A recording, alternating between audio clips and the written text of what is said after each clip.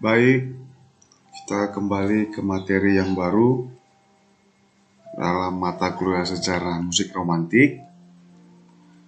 Hari ini kita akan membahas Napoleon, figur sentral revolusi Prancis dan pengaruhnya pada seni abad ke-19. Perlu digarisbawahi, ini adalah pengaruh revolusi Prancis terhadap kesenian, khususnya seni lukis, seni musik, dan juga sekaligus membuktikan bahwa seniman-seniman memiliki kepekaan individual terhadap perubahan sosial, politik, dan kebudayaan. Kita akan memulai dengan ada 3 bahasan topik besar: pendahuluan, revolusi-revolusi besar yang mengubah dunia, Napoleon menjadi sumber inspirasi seni, hingga penutupan.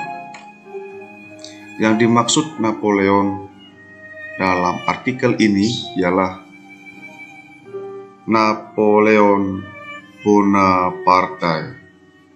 Yang pertama, tahun 1769 sampai 1821. Secara historis telah dikenal dunia karena ia berhasil memimpin sebuah perubahan besar, yakni revolusi Prancis.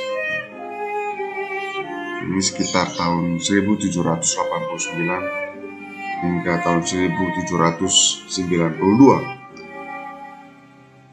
dan menjadi figur sentral abad ke-19 terutama di Eropa. Tetapi ternyata ia pun menjadi sumber inspirasi bagi para seniman klasikisme, romantikisme. Napoleon ialah sang kaisar Prancis. Dilukiskan sebagai seorang yang berperawakan, yang memiliki jiwa pemimpin besar. Secara historis menjadi simbol kehebatan Prancis pada abad ke-19. Menjadi tokoh dunia yang mengkampanyekan modal pemerintahan republik melawan aristokrasi atau feodalisme. Dalam tulisan ini, sang pemimpin dijadikan sebagai figur sentral yang mendatangkan inspirasi bagi seniman-seniman untuk menyatakan persepsi mereka lewat seni. Napoleon dan seniman-seniman di sekelilingnya adalah produk Prancis yang mengobarkan semangat revolusi ke berbagai penjuru Eropa, ya. Misalnya seni lukis Prancis, sebuah produk Prancis dengan Napoleon sebagai tokoh sentral abad ke-19, sesuai dengan pandangan bahwa seni pasti merupakan hasil dari masyarakat. Art is a social product. Demikian ungkapan Janet Wolff dalam introduksi bukunya, ya, untuk menerangkan adanya keterkaitan erat antara seni dan struktur masyarakat. Seni dapat dipahami dari sudut pandang struktur kehidupan masyarakat yang memproduksinya. Untuk upaya itu termasuk dalam pengkajian sosiologi seni. Ya, sedikit berkaitan dengan teori itu, kemudian penulis ataupun karya dalam penjelasan ini menjelaskan sebuah tema untuk membangun. Artinya Napoleon sebagai seorang pahlawan revolusi Prancis yang mempengaruhi secara langsung maupun tidak langsung pada perkembangan seni di Eropa abad ke-19. Perlu kita garis bawahi, ya, sangat berpengaruh terhadap perkembangan seni di Eropa pada abad ke-19.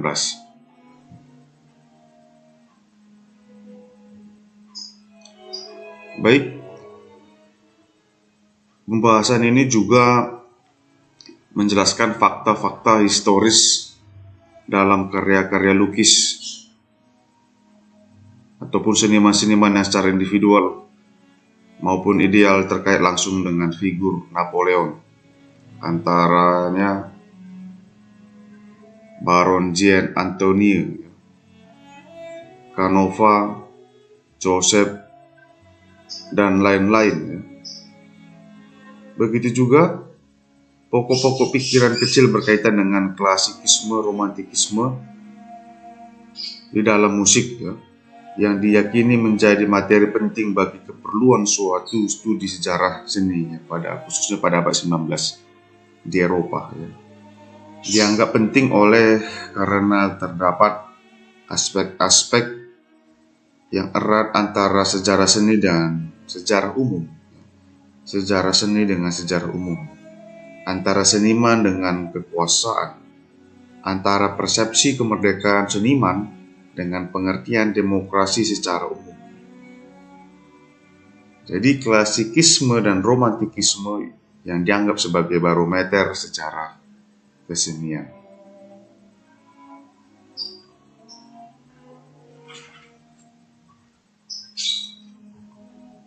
Baik, ya.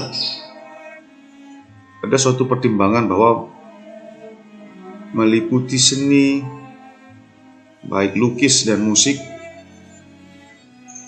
menjadi suatu studi sejarah seni harus memperhatikan komparasi atas periode-periode waktu historis dalam lapangan seni musik dengan seni rupa di Eropa, terutama yang mau mengacu pada fakta perkembangan aliran ataupun gerakan seni di Eropa sekitar abad 18 dan abad 19 serta pikiran-pikiran para filsuf pada masa itu.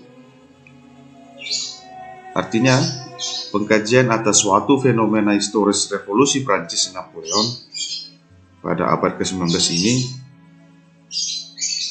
tidak hanya menyajikan fakta-fakta sejarah ataupun asumsi-asumsi yang kurang perlu tentang peran masing-masing tokoh, tetapi semata-mata ingin mendapatkan titik terang atas fenomena pada abad tersebut dan mencoba menarik kesimpulan bahwa telah terjadi suatu hubungan kausal seni dengan politik, kekuasaan, ideologi, dan kebudayaan dalam konteks revolusi Prancis. Sekali lagi, ya, suatu hubungan kausal seni dengan politik, kekuasaan, ideologi, dan kebudayaan dalam konteks revolusi Prancis. Revolusi-revolusi besar mengubah dunia. Yang pertama yaitu revolusi prasejarah. 2. Revolusi industri di Inggris. Revolusi Amerika. Revolusi Prancis. Dan juga revolusi Rusia. Baik, saya jelaskan kata revolusi di sini bermakna sebagai perubahan. Revolution, ya, yang sifatnya merombak dengan cepat. Revolutionis, ya, sebagai anonim dari kata evolusi, ya. Evolution yang bermakna perkembangan. Revolusi besar adalah suatu gerakan besar untuk merombak secara total sesuatu yang berskala besar, baik nasional atau bahkan universal, seperti filsafat, politik, teknologi, atau kebudayaan.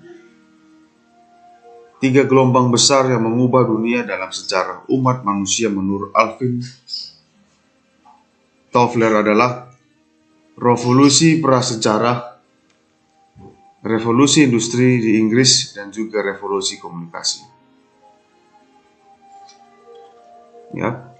Revolusi prasejarah digambarkan sebagai peristiwa besar yang pertama mengubah dunia, karena manusia menentukan cara hidup dengan bertempat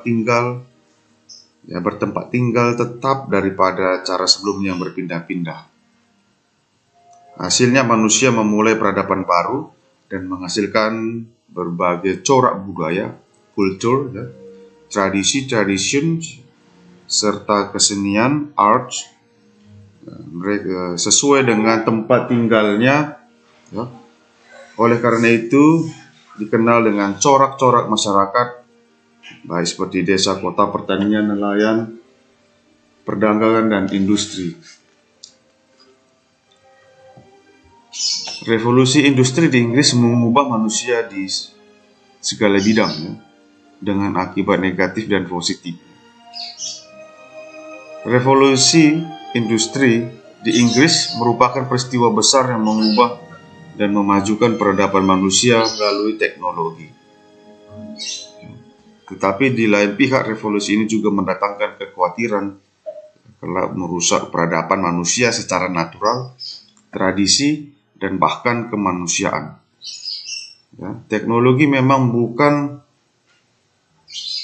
berarti mesin, tetapi dalam konteks revolusi industri di Inggris, hampir di semua lapangan terjadi mekanisme seperti pertanian, industri tenun, pengangkutan, dan banyak lagi, yang mengakibatkan adanya banyak penemuan teknologi yang menciptakan mesin dan peralatan sebagai pengganti tenaga manusia.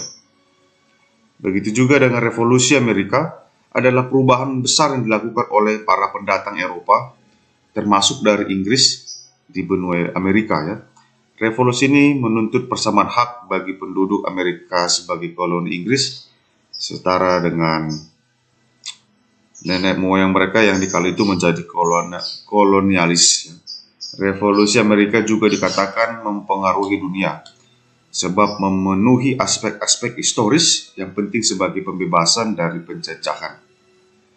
Begitu juga mengenai revolusi Prancis, adalah peristiwa yang mengubah dunia dan banyak mempengaruhi kesenian. Merupakan suatu peristiwa nasional yang demikian monumental karena pengaruhnya demikian kuat, tidak saja dalam meruntuhkan dominasi kekuasaan di Prancis yang dipimpin oleh Raja Louis, dan memenangkan kaum borjuis yang dikomandani oleh Napoleon Bonaparte sebagai tanda lahirnya pemerintahan republik, tetapi juga membangkitkan inspirasi revolusi-revolusi yang kemudian di negara kawasan Eropa Timur seperti Rusia ataupun negara-negara di bagian selatan.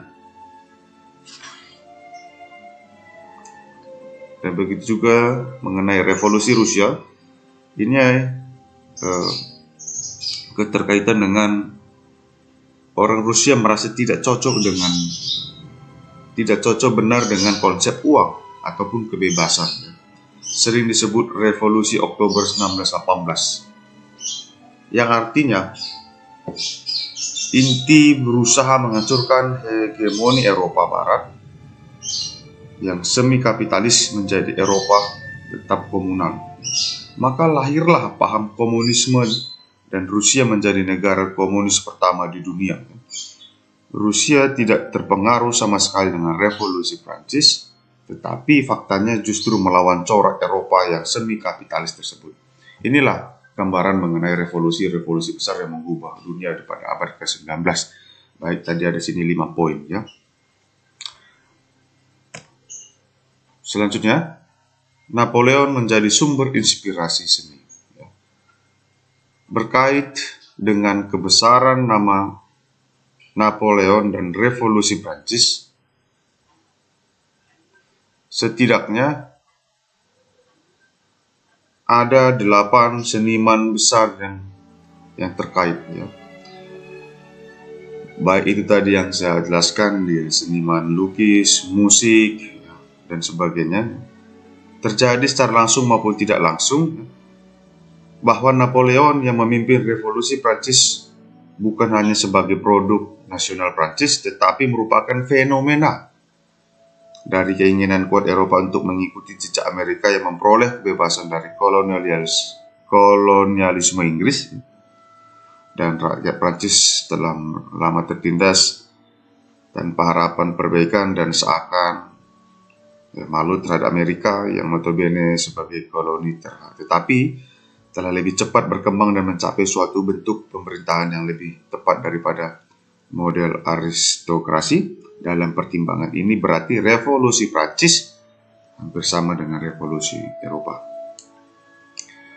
Berkaitan dengan kebesaran nama dan sepak terjang Napoleon Bonaparte meliputi seluruh perjuangannya mencapai puncak kejayaan dan hingga kekalahannya, Napoleon telah menjadi sumber inspirasi bagi para seniman di Eropa. 8 seniman seperti tersebut di bawah ini terdiri dari 6 orang seniman pelukis dan 2 orang komposer. Seniman-seniman itu hidup dalam masa antara kejayaan dan kehancuran Napoleon.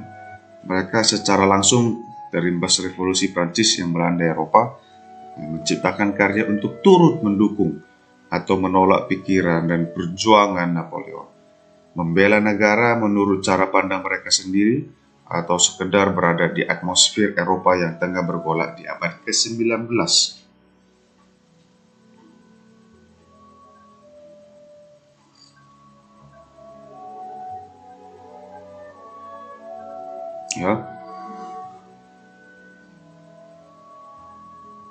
Revolusi Prancis adalah kesadaran berbangsa atau cinta tanah air yang disebut dengan nasionalisme.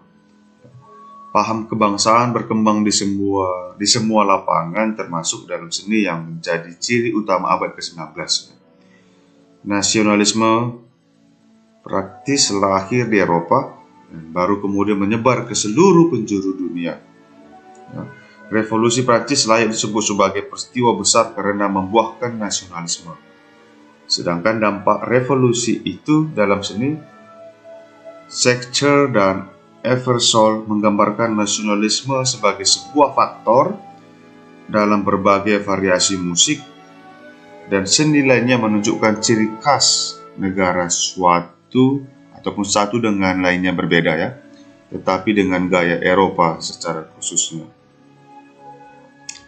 Seorang Baron Jean Antonio Gros menjadi pendamping Napoleon dalam berbagai aktivitas termasuk kampanye di Italia.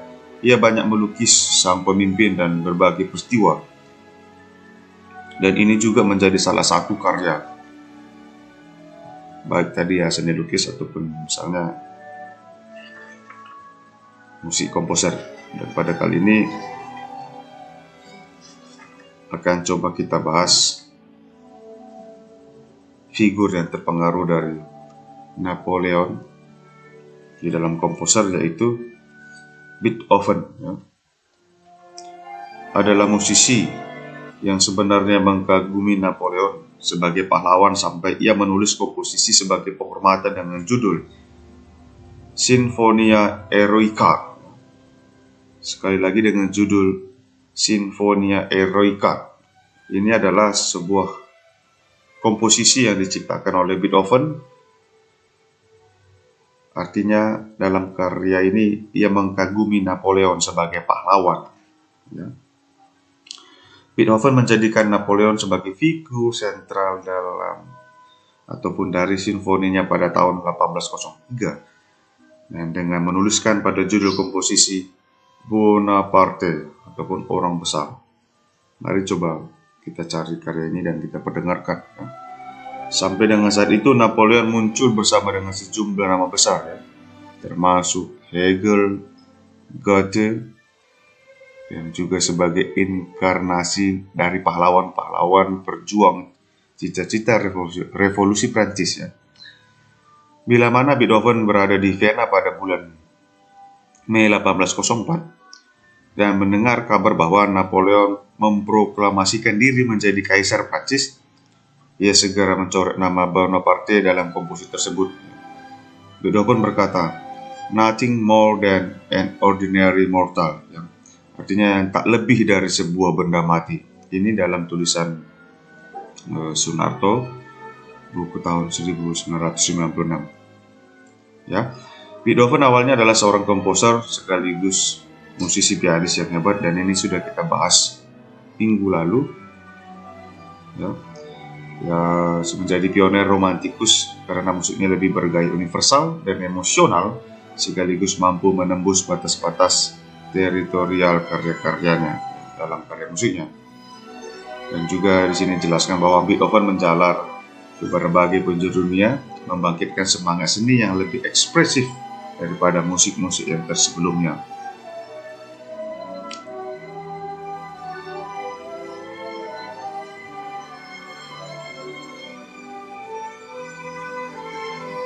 Baik itu dari Beethoven, dan ini juga salah satu tokoh yaitu Peter Tchaikovsky ya.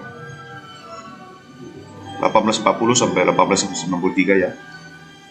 Dalam bahasa Rusia ditulis Peter Ilyich Tchaikovsky. Adalah komposer romantik akhir pada abad ke-19 ya.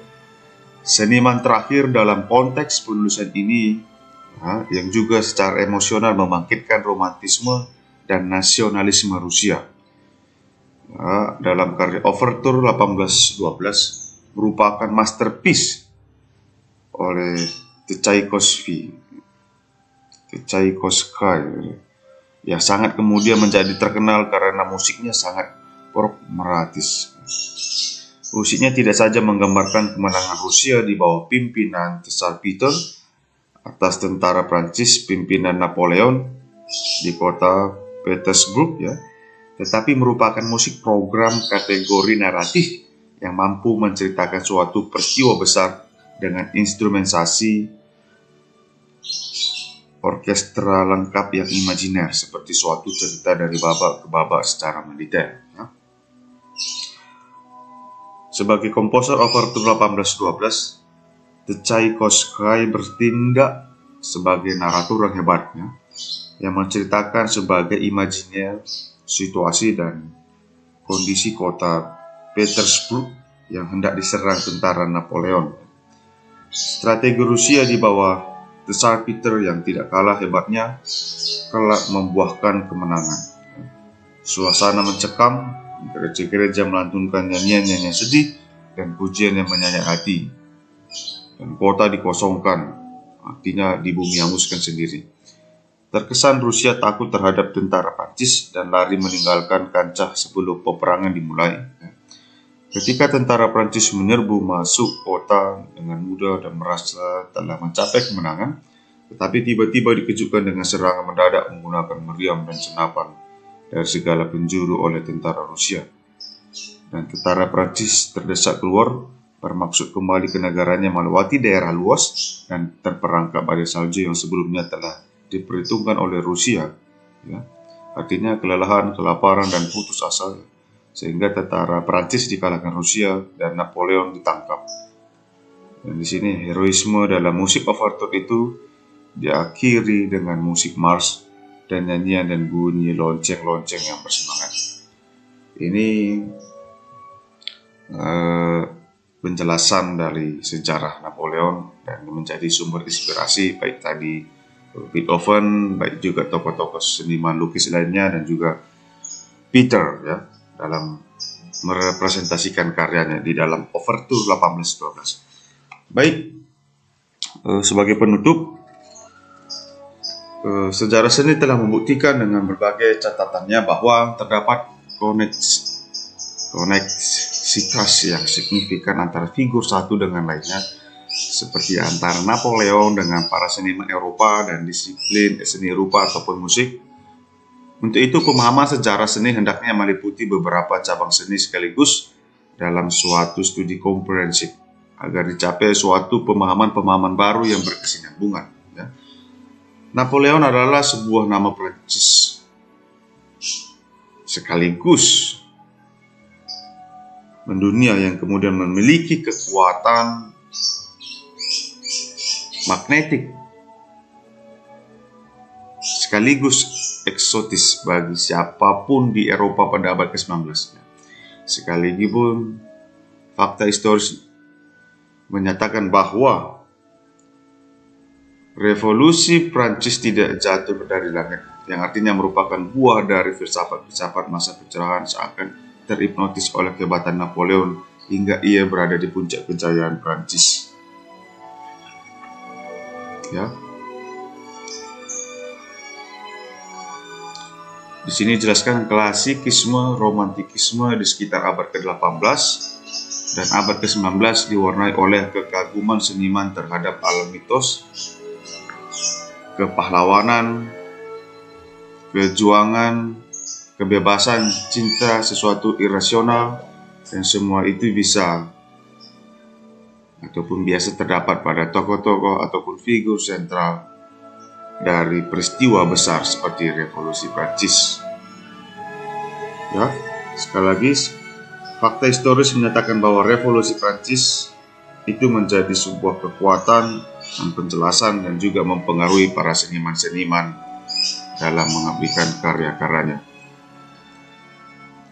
Baik, saya rasa ini materi kita pada hari ini dan cukup. Semoga bisa menambah wawasan kita mengenai sejarah musik ataupun sejarah pada abad ke-19. Demikian, terima kasih.